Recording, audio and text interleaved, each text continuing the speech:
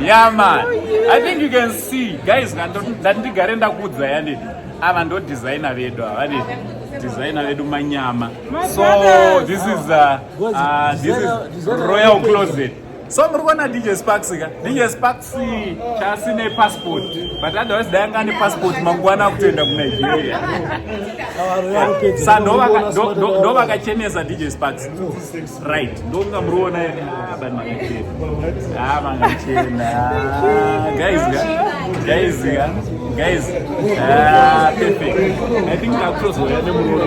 Murora ngauye kana. Murora magara mataura. Gachi uya ndibate basa racho. DJ Sparks. Murora.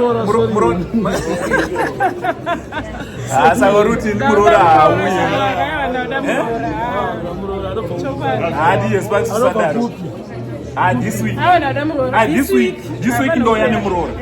This week ndo yani Murora. DJ Sparks uzazofunga kuti Murora awe.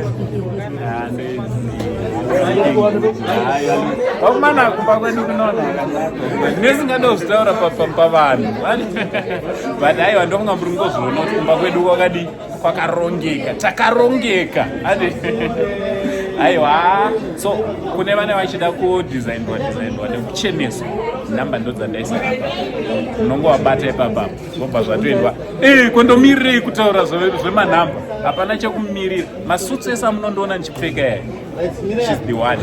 Ipapa wangu achidotonsota ndikabva chimbomirai ndingaroyewe aiwa much love.